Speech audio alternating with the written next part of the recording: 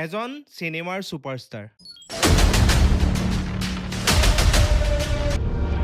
যাৰ চিনেমা এখন গভমেণ্টে বন্ধ কৰিবলৈ বিচাৰিছিলে আৰু পিছত গৈ সেই চিনেমাৰ ছুপাৰষ্টাৰজনেই আজি গভমেণ্ট ফৰ্ম কৰিবলৈ গৈ আছে মানে তেওঁ চিফ মিনিষ্টাৰ হ'বলৈ গৈ আছে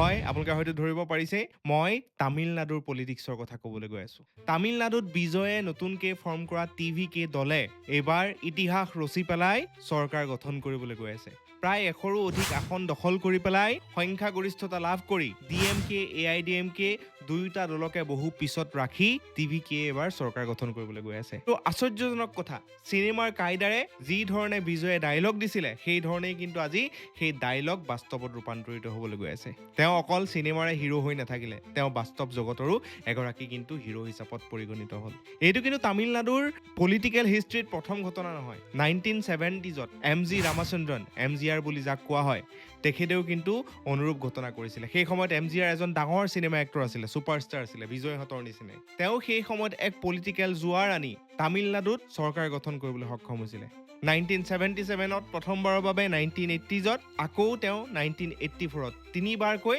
চৰকাৰ গঠন কৰিবলৈ সক্ষম হৈছিলে আৰু তেওঁৰে এগৰাকী অনুৰাগী বা তেওঁৰে লগত থকা জয়াললিতাই পিছত তামিলনাডুত চৰকাৰ গঠন কৰিবলৈ সক্ষম হৈছিলে আচলতে আমি যদি চাবলৈ যাওঁ তামিলনাডুত তেনেকুৱা ধৰণৰ ঘটনা এইটো দ্বিতীয়বাৰলৈ হৈছে ইয়াৰ আগতে কিন্তু তামিলনাডুৰ আন দুজন ছুপাৰষ্টাৰ ৰজনীকান্ত আৰু কামাল হাসানে এই প্ৰচেষ্টা কৰিছিলে কিন্তু তেওঁলোক বিফল হয় তেওঁলোকৰ সেই যোনটো পলিটিকেল আইডিঅলজি লৈ পেলাই আগবাঢ়ি আহিছিলে তাত কিন্তু তেওঁলোক সফল হ'বলৈ সক্ষম নহ'ল আৰু পিছত গৈ শেহতীয়াকৈ বিজয়ে তেওঁৰ আদৰ্শ তেওঁৰ নীতিৰে সকলোকে মোহিত কৰিলে আৰু আশ্চৰ্যজনকভাৱে কোনেও নভবা নিচিন্তাকে আজি কিন্তু বিজয় তামিলনাডুৰ নিচিনা এখন ৰাজ্যৰ ইমান এখন শক্তিশালী ৰাজ্যৰ তেওঁ চিফ মিনিষ্টাৰ হ'বলৈ গৈ আছে সো এইটো লক্ষণীয় হ'ব যে সেই বিজয়ৰ টিভি-কে দলে আজি কাৰ লগত কোৱালিশ্যন কৰি পেলাই গভমেণ্ট ফৰ্ম কৰিব বৰ্তমানলৈকে যিমানখিনি গুণাগথা চলি আছে কংগ্ৰেছৰ লগত হয়তো কোৱালিশ্যন হৈ গভমেণ্ট তেওঁলোকে ফৰ্ম কৰিব কিন্তু এতিয়াও সেইটো কনফাৰ্ম হোৱা নাই আমি আশা কৰিম যে বিজয়ে তামিলনাডুক লৈ যি সপোন দেখিছে